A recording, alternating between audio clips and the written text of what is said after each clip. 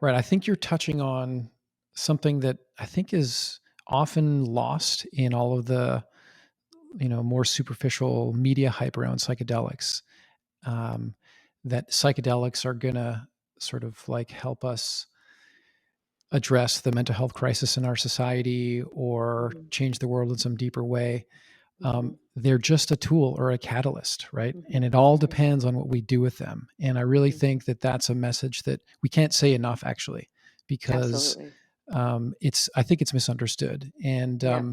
yeah, and hopefully more and more experts like yourself can continue to speak that message in a compelling way.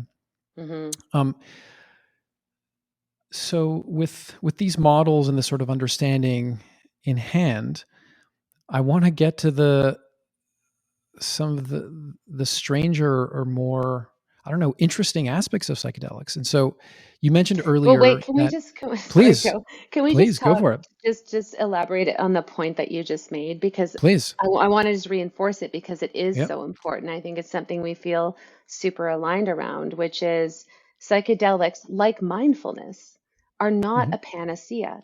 I think, Hmm. there's such suffering and desperation that people want to believe in panaceas. Yeah. Hmm. And I think it is, yes, they're a tool. We do need innovative treatments. We do need better treatments for severe mental health conditions. And certainly there's a lot of promise there for psychedelic assisted psychotherapy. Yet, part of what this is another paradigm shift, part of what the dominant system does, the Western medicine, is it individualizes illness. It puts the Hmm. illness in the individual without this broader recognition or you know understanding that translates into any sort of action in medicine, that individuals are living in a toxic culture, and that which is the title of Gabor's new book, which I can't wait to read when Hmm. it comes out next year. Hmm. That there are so many ills on a societal level that come from a lot of the isms, like greed and fear and capitalism and competition and the social determinants of health, poverty, all these things, inequities, oppression, the soup that we're swimming in right now. To individualize that onto a person is like you're sick, not like the broader system is sick, is participating in oppression. And so my hope is that psychedelics as a tool and as a powerful treatment can not only assist in individuals finding their own healing, but also to a broader awareness and recognition of what we need to do, what our obligations are, for people in government and decision makers in our society to address inequity, to address lack of access to mental health services, to address all these other things that are so much of a part of the suffering of individuals. And we do know that psychedelics help us to feel more connected with one another, to have this like more broader understanding of our interconnectedness and our interdependence. So I do think, that there's promise there as individuals more and more, really again, embodied way, have that understanding that together collectively we're going to continue to advocate for these broader changes that are necessary for our collective health, which is also the health of our planet, our precious planet, which we don't need to dive into detail, but we're in a crisis right now. Mass extinctions and polar ice caps melting and all of that. There's a lot of, I think, what psychedelics might bring to climate grief and how we face that collectively, that are potentials there. But I just, yeah, wanted to really highlight your point about not a panacea and not just to the individual. There's Hmm. much more broader healing Right. that needs to happen. Let's pursue this a little bit. I wanted to ask you this later, but we can get into it now. Hmm. To me, there's this interesting gap between this a little bit more granular analysis of how psychedelics can help someone with depression, for example, Hmm.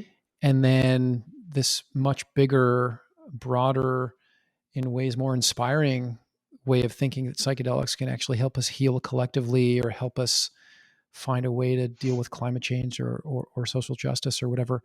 Mm-hmm. What's the link? How do we get from this, mental health focus to these broader considerations? And is it actually a little risky to get our hopes up, or to accelerate on psychedelics before they're regulated and thoughtfully integrated back into our society? Mm-hmm. I think that, again, I referenced the level of desperation and suffering. There's a lot of Mm-hmm. risk in the hype around it right now, because Mm-hmm. it's taking us a little bit to establish regulated, safe settings for people to engage with this type of work in a healthcare setting. I mean, my expertise is not on recreational context or spiritual context or anything. I'll refrain from commenting on that. So yeah, of course, there's risk. Yet, I think it was David Hawkins.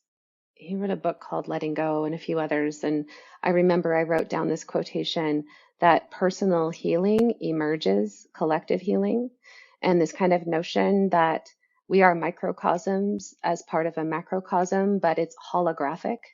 And even when you drill down to activities on the cellular level, you can see those activities on the organism level, and then you can see those activities on the level of humanity, and I know from my own process of healing and expansion and growth that I might identify something that's a problem outside me, but then what do?